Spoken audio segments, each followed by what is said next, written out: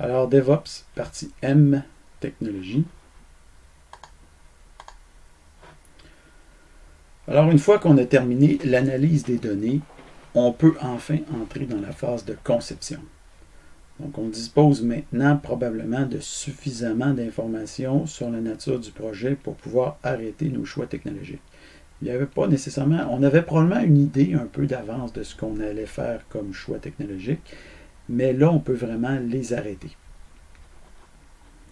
Donc, on a ici la phase de conception, la phase de choix technologique, qui après ça peut mener vers la maquette ou l'architecture des données, l'architecture système, l'architecture logicielle, et finalement, on arrive ici dans le développement proprement dit, le codage. Donc, l'objectif de la présente phase, c'est d'arrêter les choix technologiques sur le projet actuel. Ces choix doivent être intégrés à la documentation du projet. On commence par se faire un récit utilisateur pour arrêter les choix technologiques. On se définit deux tâches, créer le tableau, lier le tableau à la documentation. Donc, c'est un tableau qui va contenir nos choix technologiques. Donc, les choix sont présentés sous forme d'un tableau. Le tableau possède un titre. Le tableau est identifié à votre nom. Les choix sont cohérents avec le reste du projet.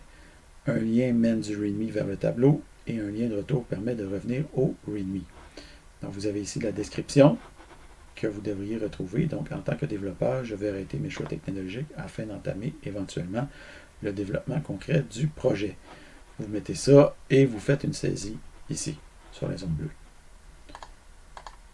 Ensuite de ça, on crée un fichier Markdown. Donc, on active et on prend possession du récit, on comprend la tâche à faire, on crée une nouvelle branche, on extrait la branche dans Visual Studio, on ajoute un nouveau fichier Markdown, comme on le voit ici, choix technologique.markdown. Et on se crée un tableau en Markdown. Donc, si vous voulez voir comment on crée un tableau en Markdown, vous allez ici. Et dans le tableau, donc, compte personne, choix technologique, vous mettez votre nom, les domaines, les choix, vous avez un lien de retour. Donc, le type d'application, en ce qui nous concerne, ça va être une application mobile. L'hébergement, il n'y a pas d'hébergement nécessaire. Les plateformes, on veut que ça fonctionne sous Android et sous iOS. Les solutions existantes, on suppose qu'il n'y en a aucune. Le langage, on va utiliser C#. L'IDE, on va utiliser Visual Studio. Le framework, on va utiliser Xamarin, que vous ne connaissez pas. Mais admettons, on n'aura pas le temps de le développer. Donc, si on avait eu plus de temps dans le cours, on aurait pu développer en Xamarin, ça aurait été le fun. Mais bon, tant pis. Et les librairies, sans particularité, le développement va être versionné, classique, le stockage des données va être à déterminer, donc on garde ça pour plus tard. En fait, c'est juste parce que je ne sais pas comment fonctionne Xamarin exactement, donc il y a sûrement quelque chose là-dedans qui permet de stocker. Mais si jamais non, si jamais il n'y aurait pas, ben, peut-être qu'on serait obligé de stocker directement dans un fichier.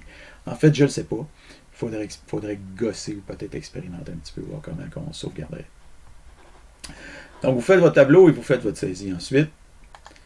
Vous rajoutez le lien ici dans votre compte personne, votre README. On a le lien vers les choix technologiques. Vous faites votre saisie de ça. Et on finalise ici le récit en cochant les tâches, en cochant les tests d'acceptation et en mettant l'historique Git. Finalement, vous déposez le tout sur Léa avec en commentaire votre note et votre temps.